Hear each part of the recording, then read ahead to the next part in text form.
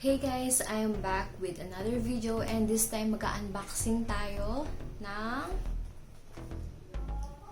Mediheal sheet mask in collaboration with BTS K-pop idols.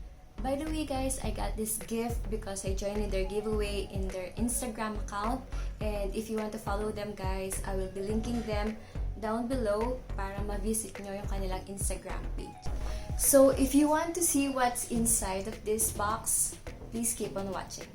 I received the package guys September 19 and sobrang kinilig ako guys because grabe, I love the brand Mediheal, lalo na yung kanilang sheet mask because among all others na na-try ko guys, sila yung brand or sheet mask na nakita ko na may immediate result on my skin. And nung nalaman ko guys na I'm one of the chosen winners, guys, sobrang hindi nyo alam kung gano'ng kasaya kasi yun nga, I love the brand and their sheet mask, and plus I'm one of the winners nung kanilang BTS collection guys. Sobrang nakakilig. Hindi ako K-pop idol but I do appreciate this kind of collaboration, and limited edition sila guys. So parang napaka-special nung sheet mask na to. Halos lahat ng variants na try ko na, and one of my favorite is yung kanilang T3, NMF, and pore stamping and whitening mask. Sobrang effective. So let's proceed sa unboxing guys. So I received this paper bag, and guys, naka-plastic yan. Once you open guys, makikita nyo yung mismong packaging guys. Ayan siya. Meron siyang holographic details sa corner, and yung mismong BTS idols full picture. Yan guys. You can display this on your vanity kasi napaka-sturdy nung ginamit na material sa photo. And ganito yung itsura ng mask capsule guys. Heart shape sila. And once na ni-remove mo to, and once you open the box guys, you will see, wow! Sobrang cute! Meron siyang 3 masks that are inside sa ganitong packaging guys. Capsule mask. And yung description guys ng mga mask is nandito.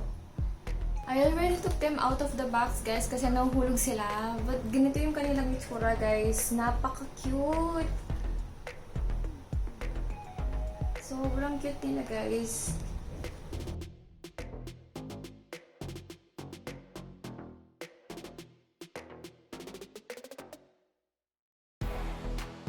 So this is the blue guys, and this one is the Mediheal Capsulin Love Me Hydra Mask. And the green one is the Mediheal Capsulin Love Me Soothing Mask. And lastly guys is the purple one, which is the Mediheal Capsulin Love Me Toning Mask. So don't worry guys if these masks are limited edition from BTS K-pop idols kasi meron silang similarity dun sa mga present na nila na mask guys, which I will be inserting photos just in case meron kayo yung reference guys.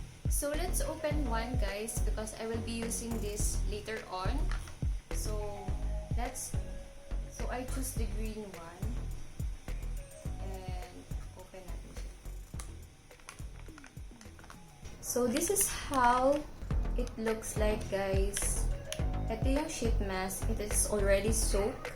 So ready to use na yan. So yeah.